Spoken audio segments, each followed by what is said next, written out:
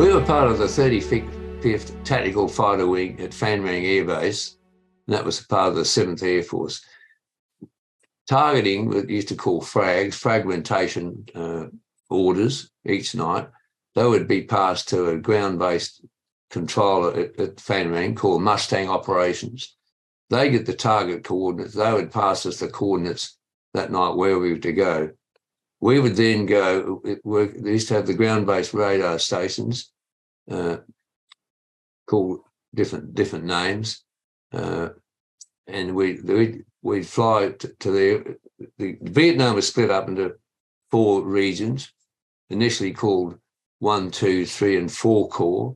1 Corps being up near the DMZ and 4 Corps being down the Delta.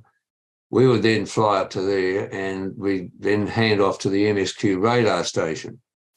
Then they would take control of us and they'd direct us onto the target. Later on, when we went to bombing with the Forward Air Control in the Phuoc Tuy province, the Australian Task Force area, we would be then given a rendezvous point on a TACAN range and bearing from Saigon or from Vung Tau, and we'd be given a frequency to contact the Forward Air Controller. And once we got within the rendezvous point, we would call him from the radar control centre that we worked with. We'd be handed off to a control, CRC they were called, control and reporting centres.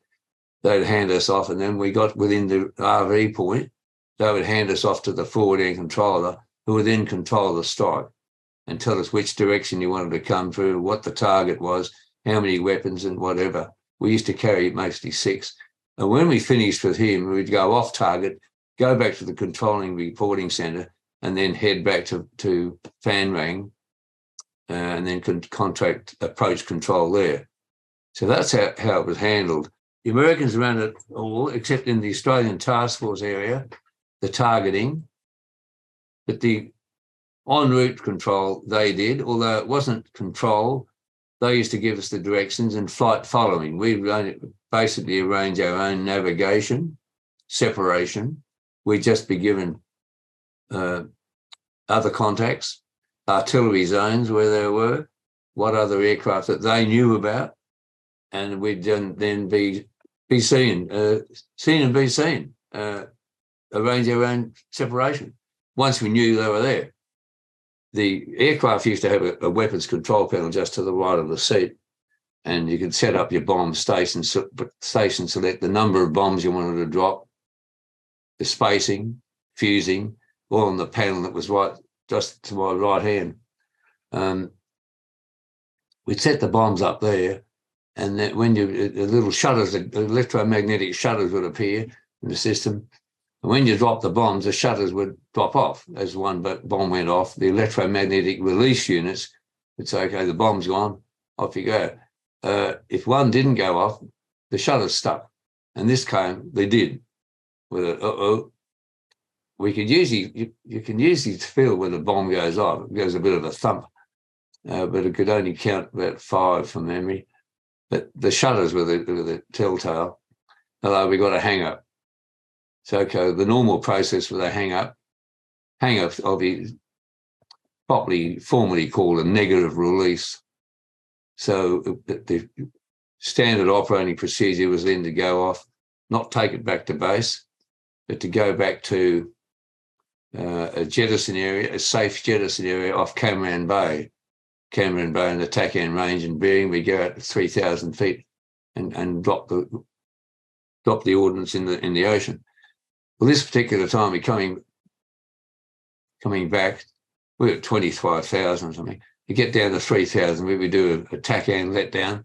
And the letdown, they went through a few bumps, clouds, and the bomb fell off and hit the bomb. The bomb doors were closed.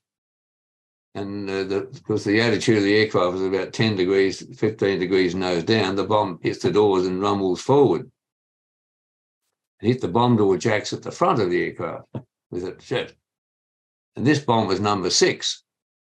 Now, when a bomb drops off, you have 6 foot arming wires. And when the bomb drops off about 6 feet, the arming wires pull out with clips on the nose and tail fusing. And the fuse then has a little impeller which rotates with the airstream, which rotates and takes about 6 seconds to rotate, and then the bomb's armed. So when it hits the ground, it goes kaboom. Well, these we didn't know because this thing had dropped about 6 feet. So with that, assumed the arming wire had pulled out. We didn't know whether the bomb was going to go off or not. 15 degrees. It didn't have it. We don't know whether it had enough time to arm.